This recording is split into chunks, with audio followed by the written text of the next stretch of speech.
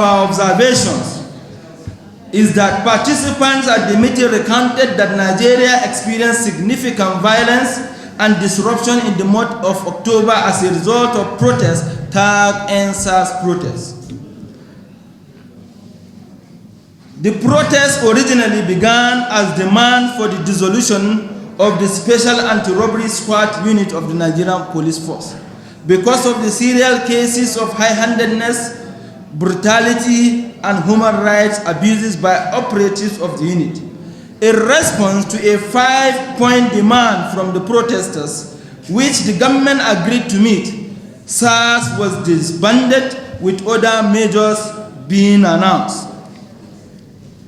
Participants recounted that the NSAS protest was subsequently hijacked by multiple interests that then continued to randomly shift the goals post by altering the demands while also refusing to name representatives or leaders to dialogue with government. It was noted that the refusal to name representatives or leaders for the protest was a red flag that should have alerted the federal government of Nigeria and the rest of the world to the dark intent of those that orchestrated crisis for Nigeria. Participants revealed how the protests were well funded across multiple cities, such that protesters were being transported to locations in addition to being fed with delicious and expensive meals.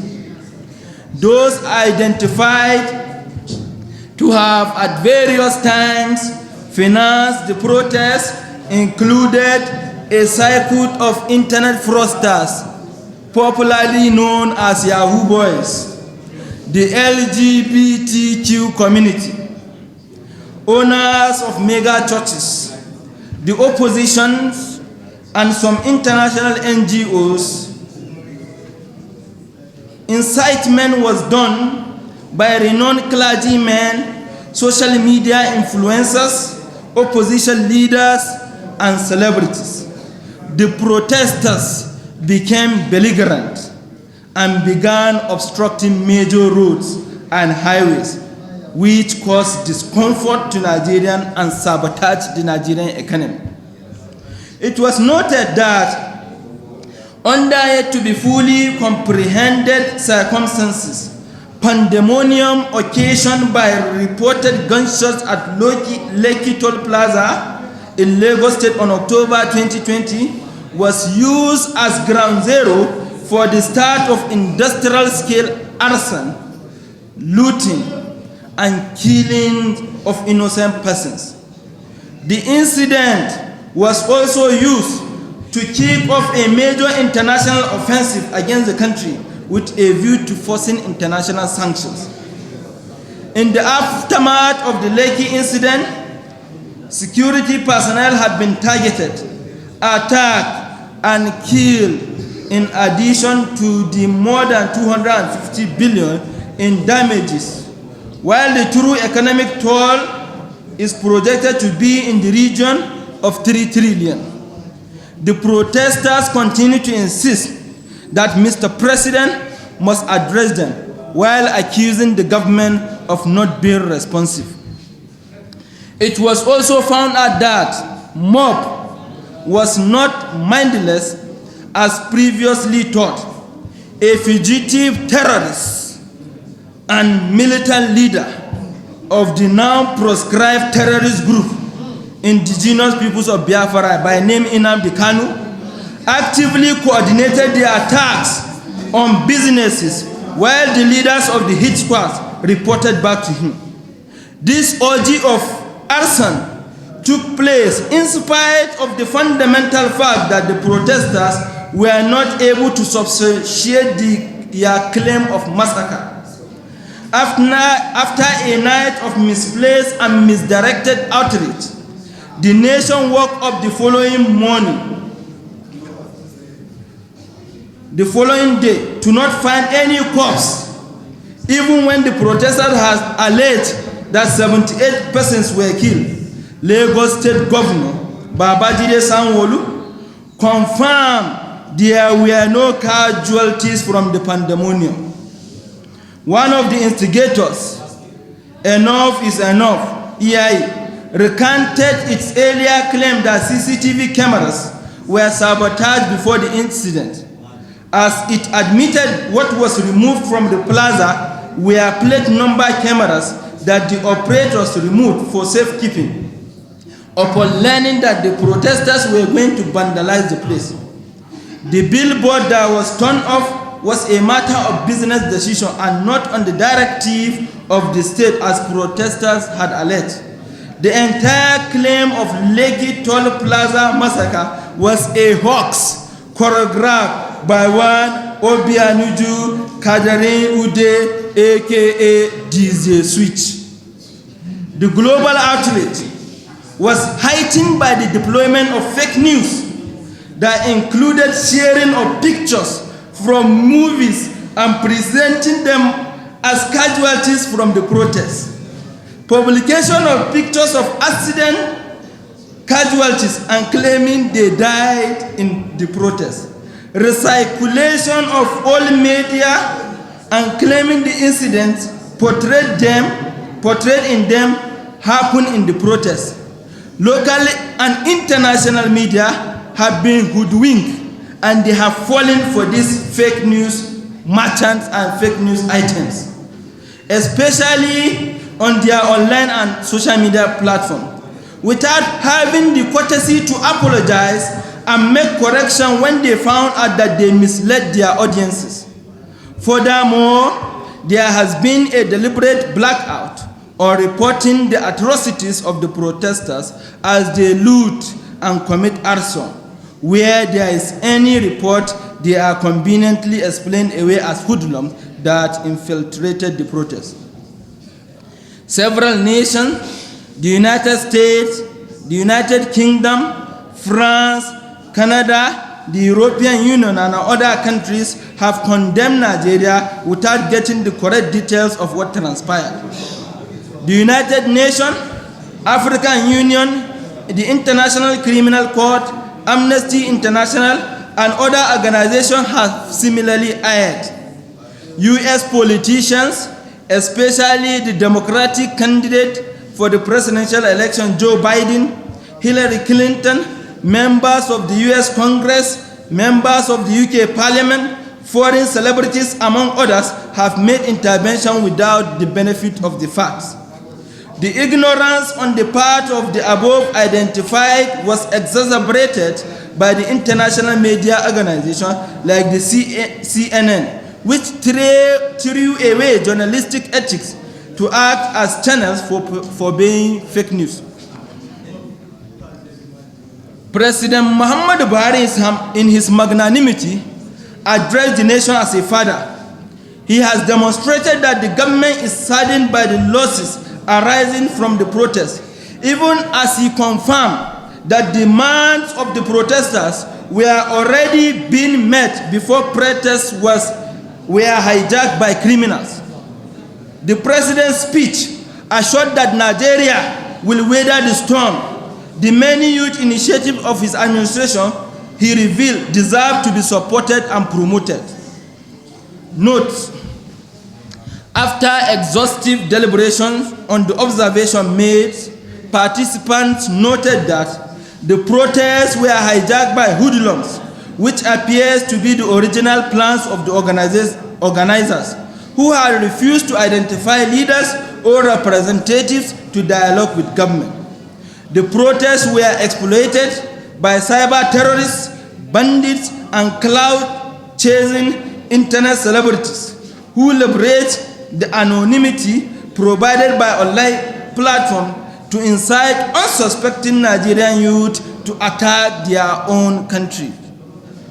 The President Muhammadu Buhari-led federal government was responsive enough, just as it was majored in being accommodating and tolerant of the protesters, even in the face of unwarranted provocation of the state and law-abiding Nigerians. There was no massacre anywhere in Nigeria. Let it be known, there was no massacre anywhere in Nigeria. A massacre would have been there for everyone to see, as opposed to the situation where the protesters resorted to revisionism in their desperation to make their claim. Pass integrity test in the face of lacking evidence. It is important for the federal government to initiate additional measures to address the terrorist infiltration and hijack of an initially peaceful protest, with a view to identifying and dismantling the IPOB cells that were used to trigger mayhem in Lagos State. The resolution of the participants of the March4Nigeria town hall meeting will resolve as follows. 1. March4Nigeria will actively track the implementation of the reforms agreed by the federal government and will make necessary suggestions for modification and expansions as may be necessary, with an insistence that there must be timelines and milestones to ensure that the process is not stalled. All protests relating to NSAS are hereby suspended going forward, while the youth embrace constructive engagement with the government with a view to giving time for the implementation of reforms. To ensure transparency, details of engagement with government will be shared in real time using the advantage of virtual platforms. March4Nigeria hereby calls on the international community and all the international media that reported hoax about the NSAS protests to fact-check and publish retractions to their misleading reports. March4Nigeria demands that the United States, United Kingdom, France, Canada, the European Union, the United Nations, African Union, International Criminal Court, Amnesty International, Joe Biden, Hillary Clinton, members of US Congress, members of the UK Parliament, and foreign celebrities that had recriminated Nigeria should withdraw their misguided statement and stick to facts in the future. March4Nigeria will set up a support system to provide counseling, emotional support, and treatment for NSAS protesters who may be suffering psychological disconnection from reality and post-traumatic stress disorder in the wake of their failed attempt to sabotage Nigeria. DJ Switch will be prioritized for this PTSD treatment owing to the fundamental Matazu. Okay. What is the meeting all about? As you can see, it is a group of young patriotic Nigerians that have come under a unified platform to push for unity, peace, and stability of our country, Nigeria. So, as you can see, we have tagged our group as March4Nigeria. March for unity, march for peace, march for security, march for stability. This is the first town hall meeting that we are holding, which will be a culmination of several many town hall meetings that will be holding across the nooks and corners of the country, which is aimed at enlightening, educating the youth to devise means of constructive engagement, and should not and never allow themselves to be used by those who do not mean well for the progress and development of our country, Nigeria. The communique you read, we missed part of it. Can you just brief us about the communique? No, as you can see, the communique was arrived after extensive discussions, debates, and observation by members of numerous non-governmental organizations, youth groups, women groups that have converged today to hold this town hall meeting. Some are here physically, while others have joined virtually via Zoom, and they have made many depositions. In summary, the communique entails some of the resolution that we are arrived at by the youth groups, that fake news is what led us to where we are today.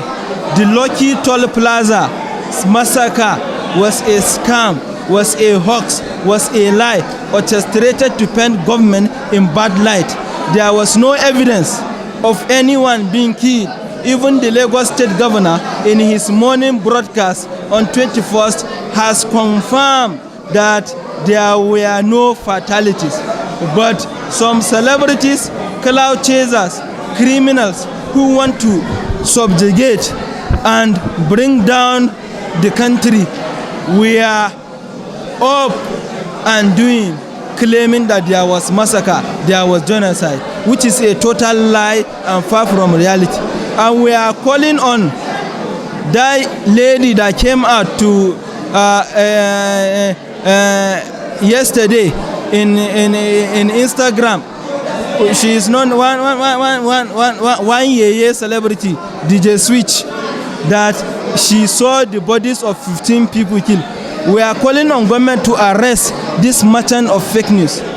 Somebody that says 15 people were killed and could not show evidence, could not bring the families of those that were killed, and nobody has claimed that his child was killed. Government need to step in, because it is this kind of merchant of fake news that led to Rwanda genocide in 1994, that led to many crises in the Arab world that we are witnessing today. Nigeria do not want to go to the ways of Syria, Libya, or any other country as Yemen that is plagued by crisis. Nigeria want to remain peaceful. Nigerians want to remain indivisible. Nigerians want to remain united. People, those evil machinations that is being put against our nation, we are hoping and praying that it will fail and they shall not succeed. So in short, you are saying that there was no massacre, that nobody was killed? There was no massacre.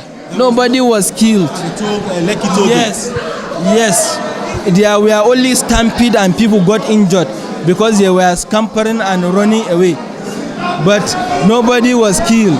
But we will wait, since the government has constituted a panel of inquiry to ascertain the veracity of the claims of those who are saying that people were killed. The Lagos State Governor, the #1 security officer of the state, Babajide Sanwo-Olu, came out boldly and stated that there was no fatality, nobody was killed. It's only scores of injured people. So we align ourselves with his submission, and we thank him for boldly coming out to disabuse the conspiracies that is making the rounds, that soldiers went in there and massacred people. So in short, to you and to your group, nobody was killed? Nobody was killed. Where is it? Have you seen anybody that was killed? No one. No, I mean, those pictures you are seeing were from drama series, videos in other countries, fake pictures that were photoshopped and stage managed and choreographed to make it to have an appearance of Lekki, because they are pushing an agenda, and that is their agenda, and that's what they want to achieve. Do you know the agenda? Can you tell me about it? The agenda of those conspirators is to bring down our country. What they could not get through the ballot, they want to get it through the back door. They are subversive elements.